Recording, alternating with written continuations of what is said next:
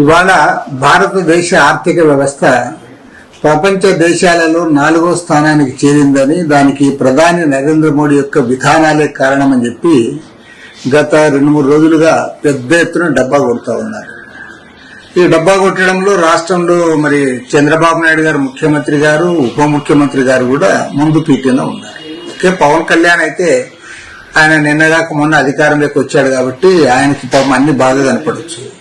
ఇప్పుడు చంద్రబాబు నాయుడు గారు ఆర్థికవేత్త, అన్ని విషయాలు తెలుసుకునే వాడు, సీనియర్ పాలిటీషియన్. మరి ఆయన కూడా ఈ ప్రజల్ని తప్పుదోవ పట్టించే దాంట్లో ఆయన కూడా అగ్రభాగానే ఉన్నాడు. వాస్తవానికి మరి 4వ స్థానానికి ఎక్కడ చేరిందంటే, యాక్చువల్గా జనాభా 12 కోట్ల జనాభా ఉన్న జపాన్ దేశంలో వారు $4.186 ట్రిలియన్ వారి ఆర్థిక వ్యవస్థ ఉంటే, మన ఇండియా 4.187 ఉంది. అంటే దాదాపు జపాన్ మనం ఈక్వల్ గా ఉంది. ఇంకా బ్రహ్మాండం అని చెప్తా ఉన్నాడు. అసలు జపాన్ తో నీవు పోల్చుకోదగవా అని నేను అడుగుతా ఉన్నా. వాళ్ళు ఉన్నది 12 కోట్ల జనాభా, 12,30,00,000 మంది. మనం 146 కోట్ల జనాభా ఉన్న దేశం. ప్రపంచంలో ఇవాళ భారతదేశంలో ఉన్నంత జనాభా ఎక్కడా లేదు. మరి ఇంత జనాభా ఉన్న దేశము వారు జపాన్ ను పోటీగా పెట్టుకొని, మరి జపాన్ వేరే దాంట్లో పోటీకి పడగలవా? వారి యొక్క పర్ క్యాపిటల్ ఇన్కమ్ చూస్తే జపాన్ లో $39,350 పర్ క్యాపిటల్ ఇన్కమ్. అంటే ప్రతి ఒక వ్యక్తికి ఒక సంవత్సరానికి అంత ఇన్కమ్ ఉంటుంది అక్కడ. వేరే ఇండియాలో $2,880. మరి నువ్వు చైనాతో జపాన్తో ఏ రకంగా పోటీ పడతావు? ఏదో సాధించామని చెప్పి ప్రజల్ని మభ్యపెట్టడానికి చేస్తున్న ప్రయత్నం తప్ప ఇంకోటి కానీ కాదు. నేను క్లియర్ గా చెప్తా ఉన్నా. ఇవాళ ప్రపంచ దేశాల్లో అత్యంత ధనవంతమైన దేశం అమెరికా దేశము. అమెరికా వాళ్ళది దాదాపు $30.51 ట్రిలియన్ వాళ్ళ ఆర్థిక వ్యవస్థ. కాబట్టి నువ్వు అమెరికాతో పోటీ పడలేము. అమెరికా ధనవంతమైన దేశం. కానీ చైనాతోనైనా పోటీ పడాలి కదా. ఎందుకంటే జనాభా రీత్యా చూసినప్పుడు దాదాపు వారు 140 కోట్లు ఉన్నారు, మనం అదే మేర దానికంటే కొద్దిగా ఎక్కువ ఉన్నాం. రెండవది 1947లో భారతదేశానికి స్వాతంత్రం వచ్చింది. 48-49 ప్రాంతంలో చైనాలో విప్లవం జయప్రదమైంది. కాబట్టి రెండు ఒకేసారి జరిగినాయి. 1987 వరకు వారు మనము ఆర్థిక వ్యవస్థ కూడా దాదాపు ఈక్వల్ గా ఉన్నాం. ఈవెన్ 1987లో చూస్తే కూడా 1987లో $0.27 ట్రిలియన్ ఇండియా ఆర్థిక వ్యవస్థ. అదే విధంగా చైనా కూడా అదే మోతాదులో ఉంది. సేమ్ 1987 వరకు ఇండియా, చైనా రెండు కూడా జనాభా రీత్యా చూసినా లేదా ఆర్థిక వ్యవస్థ రెండు ఈక్వల్ గా ఉన్నాయి. మరి ఇవాళ మనం ఎక్కడున్నాం? మనం ఇవాళ 4.187, 4.18 లేదా 4.19 అని కూడా చెప్పొచ్చు.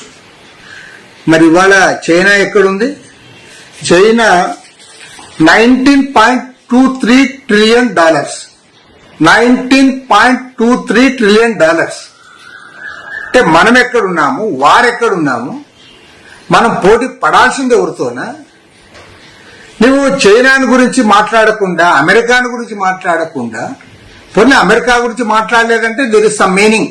అమెరికా ధనవంతమైన దేశము, మనం వెనుకబడిన దేశము, కాబట్టి ఇప్పుడు మనం పోటీ పడలేమని. మరి ఇప్పుడు నువ్వు పోటీ పడాల్సింది ఎవరితో?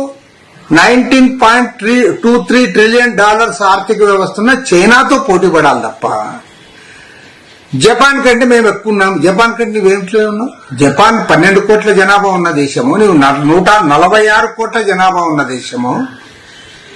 నువ్వు వాళ్ళతో పోటీ పెట్టుకొని నేనేదో బ్రహ్మాండంగా అభివృద్ధి అయినానంటే ఇది పక్కాగా ప్రజల్ని మోసం చేయడం తప్ప మరొకటి కానే కాదు.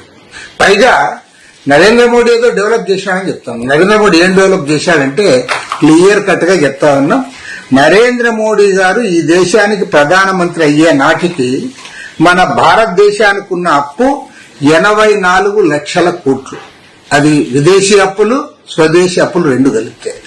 ఇవాళ ఈ 10 ఏళ్ల కాలంలో ఆయన సాధించిన విజయం ఏమంటే ఈ 84 లక్షల కోట్ల రూపాయల అప్పులను 224 లక్షల కోట్ల రూపాయలకు పెంచాడు. 224 లక్షల కోట్లు ఇవాళ భారతదేశానికి అప్పు. అదేవిధంగా ఆ రోజు డాలర్ విలువ గురించి కూడా బ్రహ్మాండంగా చెప్పారు. రూపాయి విలువ పడిపోయింది, అంత అయిందని. మరి ఆ రోజు రూపాయికి ఒక డాలర్కి 60 రూపాయలు 61 రూపాయలు అయింది. మోడీ గారు ప్రైమ్ మినిస్టర్ అయినాటికి ఆ రోజు గగ్గోలు పెట్టారు బీజేపీ వాళ్ళు. మరి ఇవాళ 85 రూపాయలు, మొన్నైతే 87 రూపాయలు, ఇవాళ 85 రూపాయలు ఒక డాలర్కి. నీ రూపాయి విలువ పడిపోయింది. లక్షల కోట్ల రూపాయలు అప్పులు చేసి అప్పుల పాలు చేసావు దేశాన్ని. దేశంలో అభివృద్ధి లేదు. కానీ మోడీ వచ్చినందుకే అంత అభివృద్ధి అయింది. బ్రహ్మాండంగా చప్పట్లు కొట్టండి, స్వీట్లు పంచండి అని మీరు ప్రచారం చేస్తా ఉన్నారంటే మరి చెప్పేవాళ్ళకి సిగ్గు లేకపోయినా చెప్పేవాడికి ఎట్లా సిగ్గు ఉండదు. మీరు ఎవరితో పోల్చుకుంటున్నారు? పోండి జపాన్తో పోల్చుకోవాలనుకున్నారు. మరి ఇవాళ జపాన్ లో క్లియర్ గా చెప్తా ఉన్నాం, వారి పర్ క్యాపిటల్ ఇన్కమ్ $39,350. నీకు ఇక్కడ $2,880. రెండోది ఏమి, ఈ జీడిపిలో కూడా ఎక్కువ భాగం ఎవరికి పోతుంది, సంపద ఎవరి చేతుల్లోకి పోతుంది, దాన్ని కూడా పరిశీలన చేయాలి. ఎందుకంటే మోడీ గారు ప్రైమ్ మినిస్టర్ అయినప్పుడు భారతదేశంలో బిలియనీర్స్ 97 మంది ఉన్నారు. ఇవాళ 210కి చేరారు. బిలియనీర్స్ సంఖ్య జపాన్ లో తగ్గింది, కానీ ఇండియాలో పెరిగింది.